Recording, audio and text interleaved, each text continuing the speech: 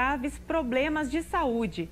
Em 2025, a estimativa é de que 2,3 bilhões de adultos ao redor do mundo estejam acima do peso, sendo 700 milhões de indivíduos com obesidade.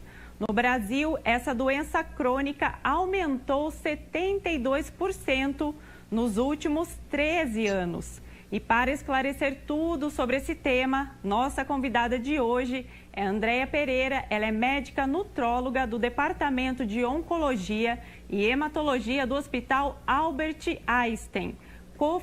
Ela é cofundadora e coordenadora da ONG Obesidade Brasil. A doutora também tem doutorado em obesidade e cirurgia bariátrica e ainda ela é autora do livro Dieta do Equilíbrio, a melhor dieta anti-câncer. Doutora Andréia, muito obrigada pela sua participação, sua disposição em atender a nossa equipe ao vivo aqui no nosso programa no Saúde é Vida. Bom, queria agradecer o convite, tá? É sempre um prazer falar desse tema. Doutora, só segura um pouquinho que eu tenho um recado aqui para o pessoal que está em casa. Você pode compartilhar aqui suas opiniões, mandar perguntas, sugestões, comentários aqui para o nosso Saúde é Vida, participando do nosso programa. O nosso telefone, né, o WhatsApp é DDD 19 97 829 3776. Vai aparecer aí na sua tela, já está aparecendo. Também tem o QR Code para você acessar o nosso WhatsApp pelo celular. Doutora Andréia, para a gente começar aqui o nosso bate-papo sobre esse tema que é tão importante, primeira introdução aí nesse assunto, né? Qual que é a diferença entre o excesso de peso e a obesidade? Bom, a obesidade, ela é um excesso de peso, né? E excesso de gordura corporal. A gente caracteriza a obesidade quando eu tenho o índice de massa corpórea acima de 30. Então, assim, a gente tem a obesidade com índice de massa corpórea acima de 30 e a gente tem o sobrepeso, que é uma categoria entre o peso normal e a obesidade, né? Que seria entre 25 e 29,9.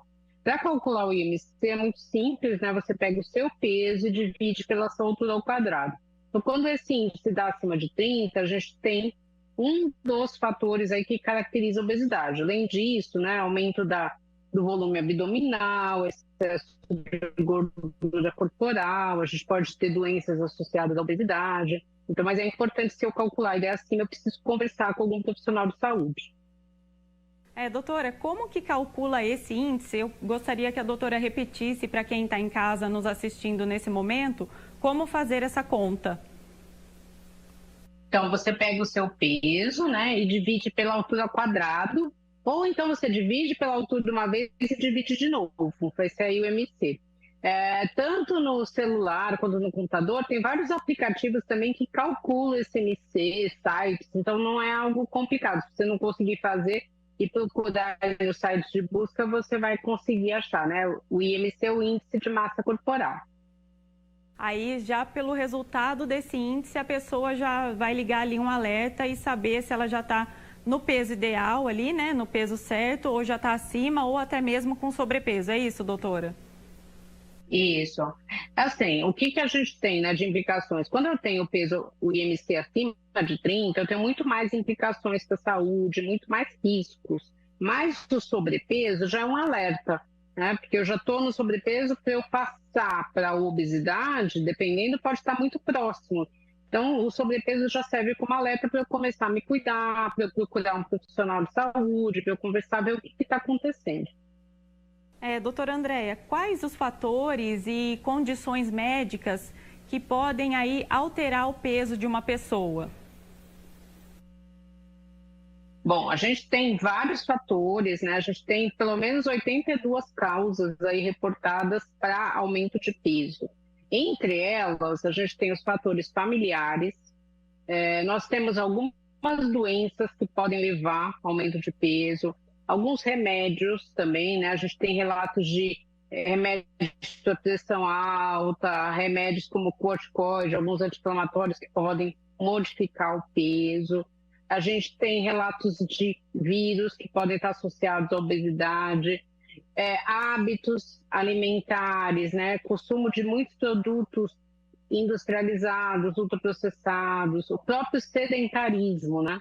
Então, quando eu não gasto caloria suficiente, consumo mais caloria e eu tiver uma tendência a ganhar peso, também isso favorece a obesidade. Então, são muitos fatores, não é um fator só. E mesmo os fatores psicológicos, é muito comum o ganho de peso após, por exemplo, um luto, né, alguma perda importante. Então, a gente vê muito isso. Crise de ansiedade, de estresse, né? A pessoa acaba comendo mais e aí também ganha mais peso, né, doutora? Sim, isso pode desencadear uma compulsão alimentar, né?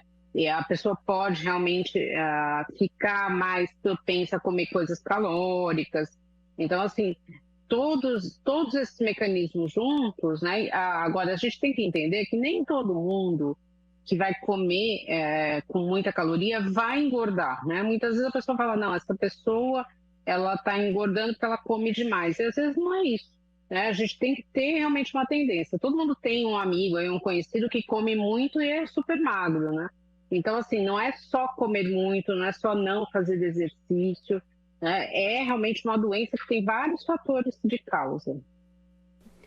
Doutora, quais seriam então, já que a gente está falando da obesidade, as principais doenças relacionadas à obesidade, que também é uma doença, né? Mas ela aí seria a principal causa de muitas outras enfermidades, né? Tem várias doenças associadas à obesidade, né? Acho que aqui no Brasil, o que a gente tem de mais importante? Pressão alta, a gente tem também o diabetes, tá? A própria bronquite e a asma podem estar associadas à obesidade. Nós temos uma enxaqueca muito específica da obesidade, dores articulares, né? A gente tem também o próprio câncer, né, que é uma outra doença que tem crescido muito no Brasil nos últimos anos, com uma associação aí direta com obesidade, gota.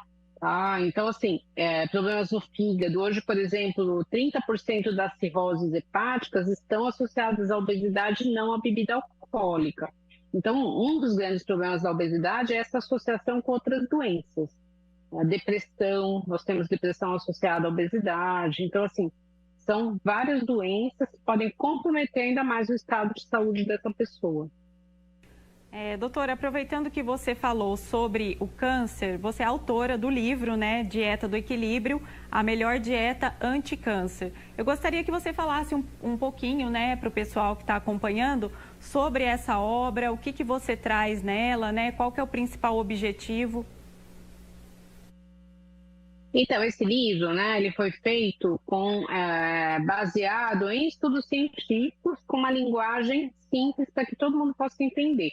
Não é um livro para profissional de saúde, né? É um livro para as pessoas entenderem o que tem de verdade em relação à dieta, à nutrição e o câncer. Porque nós temos muitas crendices, nós temos muitos mitos, e, na verdade, o que a gente tem de comprovado cientificamente, né? Então, esse livro acaba sendo dividido em vários capítulos e a gente fala um pouquinho de prevenção, porque a alimentação e a atividade física estão diretamente associadas à prevenção de câncer. O que fazer, né, em relação à alimentação durante o tratamento do câncer e também no pós-câncer, quando a pessoa descobre que está curada, ela tem uma suscetibilidade maior, ela tem uma recidiva, um segundo câncer, o que ela pode mudar nos hábitos dela. E entre os capítulos, a gente tem um capítulo de obesidade, porque nós temos uma ligação muito forte da obesidade com o câncer, e muitas pessoas não sabem isso, né? A pessoa muitas vezes acaba engordando, aumentando de peso e acaba aparecendo um câncer. Nas mulheres é muito comum a associação com câncer de mama. E durante o diagnóstico ela fala, nossa, ninguém nunca me falou que a obesidade poderia ocasionar um câncer, né? Então essa informação é muito importante. Doutora, eu ia perguntar sobre quais tipos de câncer, né? Você falou do câncer de mama. Existem outros tipos relacionados aí com a obesidade? Existem pelo menos 13 tipos de câncer associados à obesidade, tá? Já está se falando de 26 tipos. Então, por exemplo, leucemias e linfomas, que são cânceres do sangue estão relacionados à obesidade, mieloma também, múltiplo está relacionado à obesidade. Nas mulheres, câncer de ovário, câncer de endométrio, câncer de mama relacionados. O câncer de rim também tem uma relação com a obesidade. Nos homens, né, o câncer de próstata aí tem uma relação em termos de um câncer mais agressivo. Geralmente, os homens que têm obesidade apresentam um câncer de próstata que é descoberto mais tardiamente, ele é mais agressivo. Cânceres do trato gastrointestinal, intestino. A gente tem o câncer de cólon hoje, né, que é uma parte do intestino, é a segunda causa de câncer em homens e mulheres. Está muito relacionado à obesidade. Câncer de pâncreas. Então, assim, realmente a gente tem essa associação. Doutora Andréia, como a gente está falando sobre câncer, né, e estilo de vida, alimentação, quais seriam, então, as mudanças necessárias, né, para as pessoas começarem a adotar e começar a prevenir, né, esses tipos de doença? Eu acho que assim, isso é interessante porque a alimentação, ela acaba sendo a dica, né, de alimentação de prevenção de câncer, acaba sendo a mesma que a gente deve usar para outras doenças crônicas, como diabetes, como obesidade, como hipertensão. É uma dieta saudável, né? Então, para eu ter uma dieta saudável equilibrada, eu tenho que ter um alto consumo de frutas, verduras e legumes. Isso é importante, isso tem que estar presente nas minhas 3 refeições principais. E quando eu falo de almoço e jantar, corresponder pelo menos 50% do meu prato. Diminuir o consumo de açúcar, diminuir o consumo de sal. Então, as pessoas que estão acostumadas a colocar muito açúcar na comida, muito sal também, então diminuir esse consumo. Evitar, por exemplo, bebidas alcoólicas. A bebida alcoólica, além dela ser muito calórica, ela também tem um fator de risco para desenvolver câncer. Então, e nas mulheres, as mulheres são mais suscetíveis a esse efeito cancerígeno do álcool. Então, tomar bastante cuidado com isso. Consumo de fibras, né? Produtos integrais. Você tem também nas frutas e hortaliças bastante fibra, então isso previne câncer e ajuda também a perder peso. O consumo da carne vermelha, também o alto consumo, está associado a risco de câncer e outras doenças crônicas. Então, eu não preciso tirar a carne vermelha da minha dieta, mas tentar equilibrar, né, para eu não ultrapassar meio quilo de carne vermelha ao longo da semana. Se eu equilibrar a carne vermelha com a carne branca e com os ovos, que são as proteínas animais, eu consigo ter um equilíbrio e não consumir tanta carne vermelha. E a gente não pode deixar de falar de atividade física, né? Apesar de você ter a dieta saudável, a atividade física, ela ajuda também a você manter um peso saudável, ela previne uma série de doenças, né? Então, é importante ter essa associação da dieta, né, de uma alimentação mais equilibrada, com o exercício. É lógico que se a pessoa tem muita dúvida do que ela deve consumir, o importante é ela procurar um profissional, né, ligado à parte de nutrição e conversar com ele, porque para ele adequar, né? Então, eu não gosto de nenhuma verdura, né?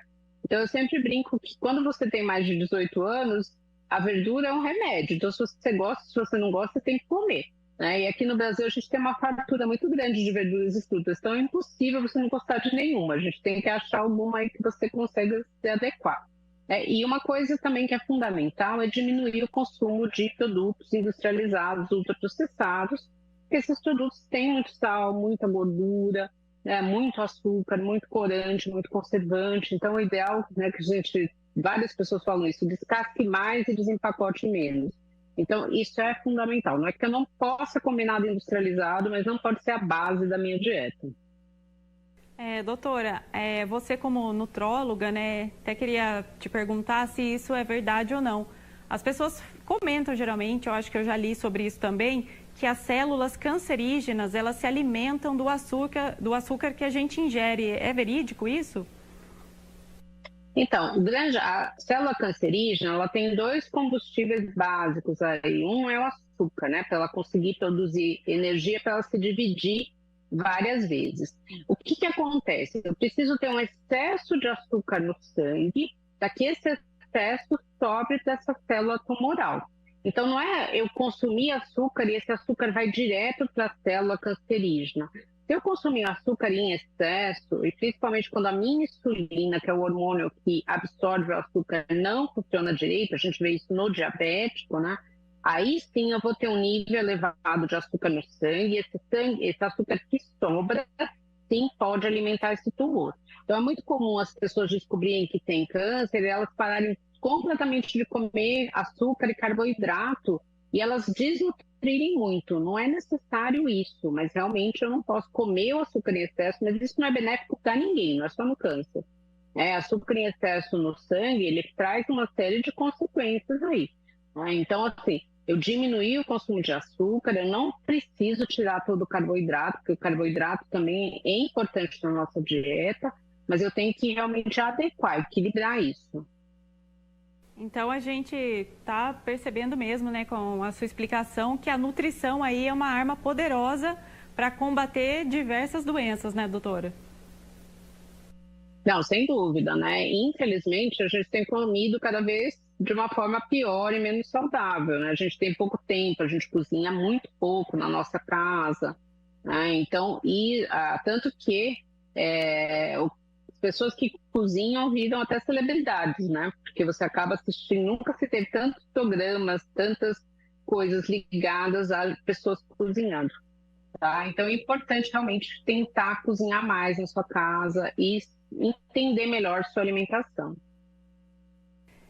No caso dos medicamentos para perder peso, como os injetáveis, a gente vê muita matéria sobre o Onzepic, né? Eu acho que é assim que se pronuncia. Eu queria saber o que a doutora pensa a respeito disso. Então, vamos lá, né? Quando a gente está com o diagnóstico de obesidade, eu vou ter, lendo, a doença obesidade é uma doença complexa. Então, eu tenho uma série de tratamentos, é uma doença de tratamento multidisciplinar. Então, eu vou ter a parte de mudança de hábito de vida, a parte de dieta, de exercício. Eu também, muitas vezes, vou ter que usar os remédios, tá? Então, o remédio ele acaba sendo necessário aí, também no tratamento da obesidade.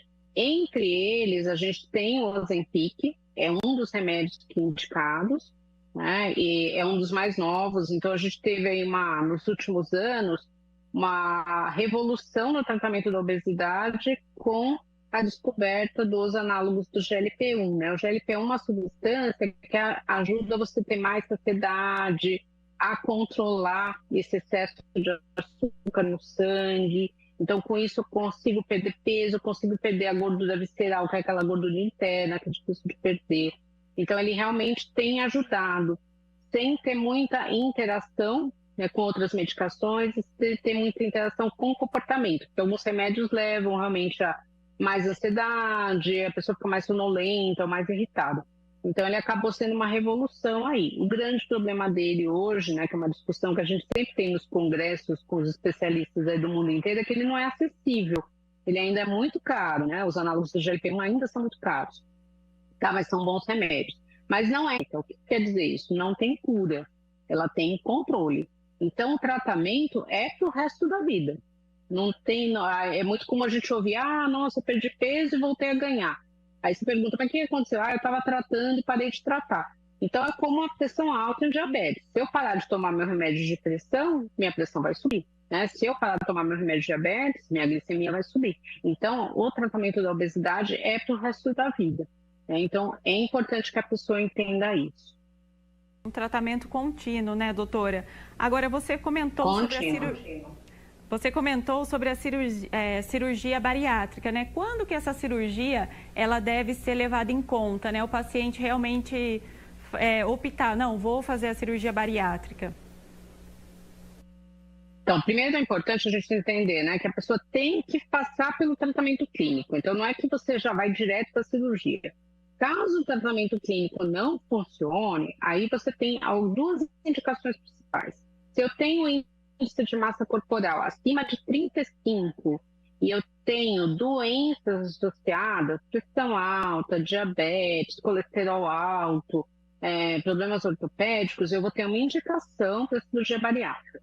Ou se eu tiver o índice de massa corpórea acima de 40, mesmo sem nenhuma doença associada, tá? Porque já é uma obesidade mais grave, né? Então, muitas vezes eu vou ter que operar mesmo que eu não tenha nenhuma outra doença associada, antes que a doença venha.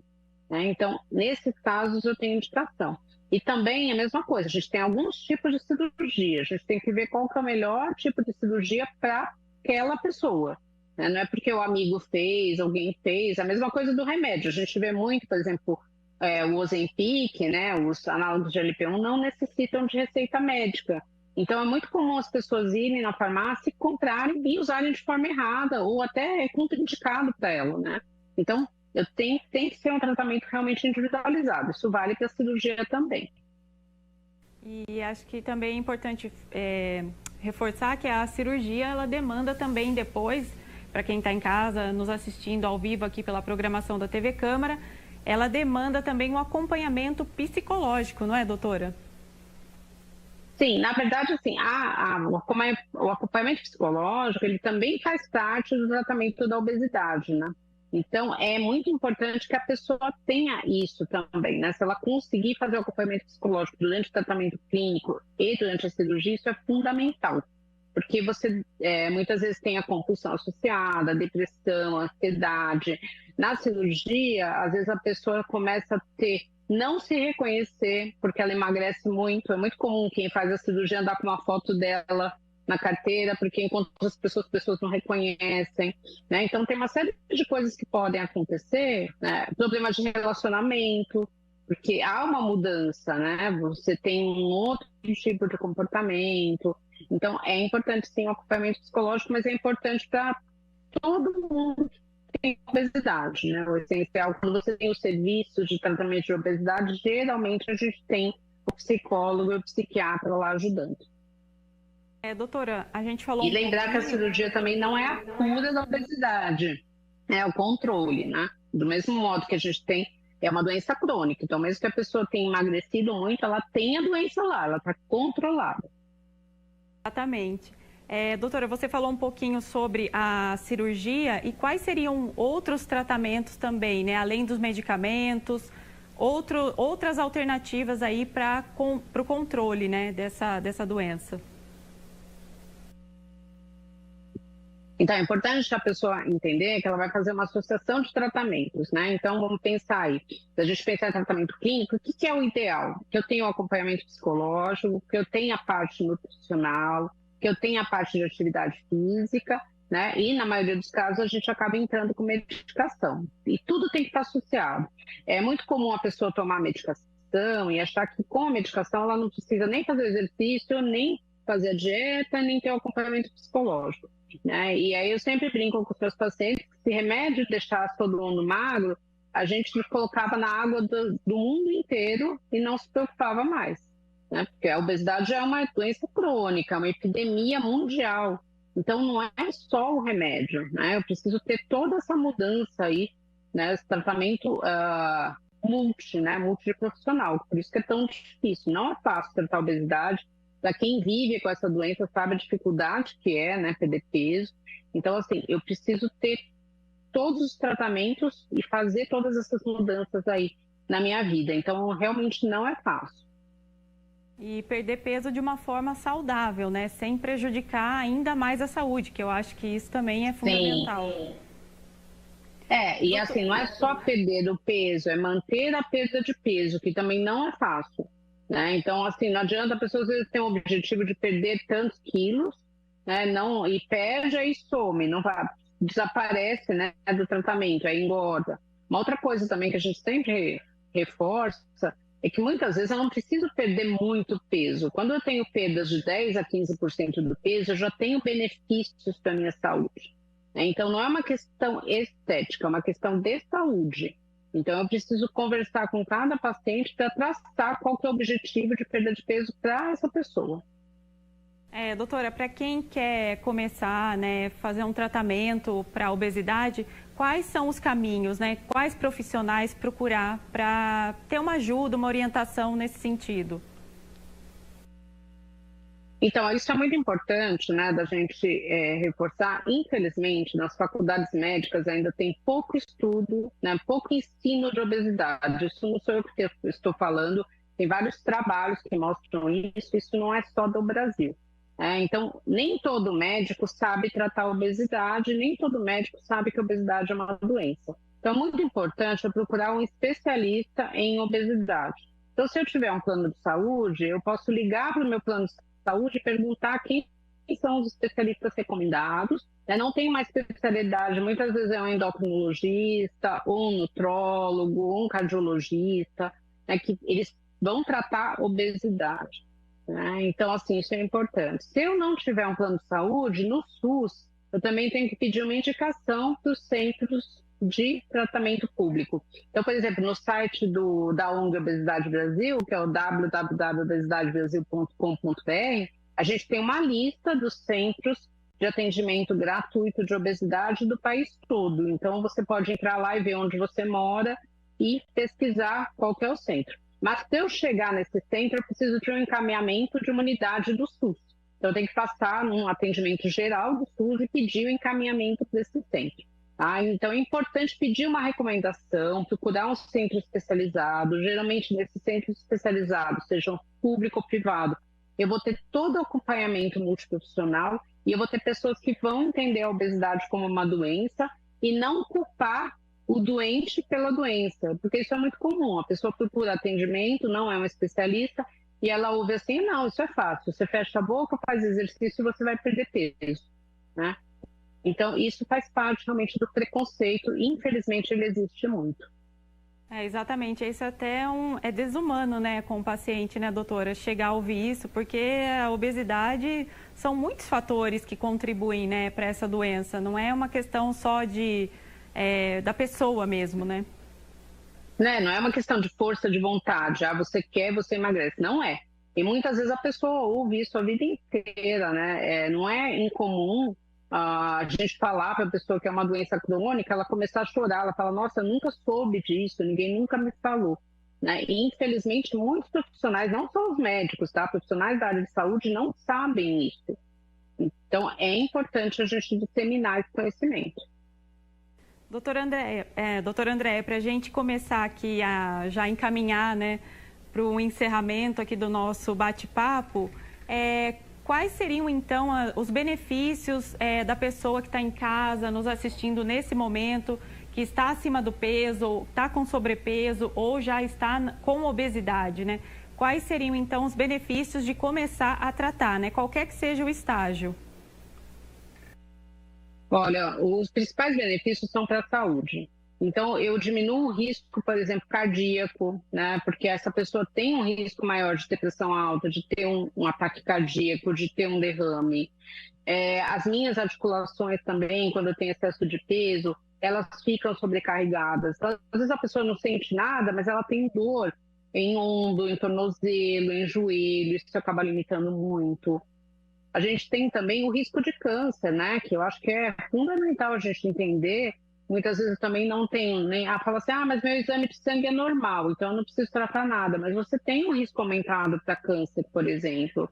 Né? O diabetes também acaba sendo prevenido quando você trata a obesidade. Então, assim, é realmente algo que vai melhorar a tua qualidade de vida. Se você já procurou atendimento e foi maltratado, não desista, procure um especialista, porque às vezes a pessoa fica realmente... se sente muito mal, foi maltratado em algum lugar e não volta. Então, tem profissionais especialistas nisso que vão saber atender o seu problema. Então, é uma questão de saúde, né? Eu sempre falo que não é uma questão estética. E só gostaria que a doutora reforçasse, então, aquele endereço para o pessoal que está em casa nos acompanhando, onde o pessoal pode recorrer aí, né? Quem não tem um plano e precisa desse atendimento. O site é o www.obesidadebrasil.com.br. Tá? E se vocês têm lá, além desse mapa do Brasil com os atendimentos públicos, nós temos vários textos e também tem uma seção de tirar dúvidas. É só enviar a sua dúvida que a gente responde com o maior prazer. Muito legal essa dica, doutora. Muito obrigada pela sua participação aqui ao vivo no nosso programa No Saúde é Vida. Muito obrigada pela sua disposição, em compartilhar também, né,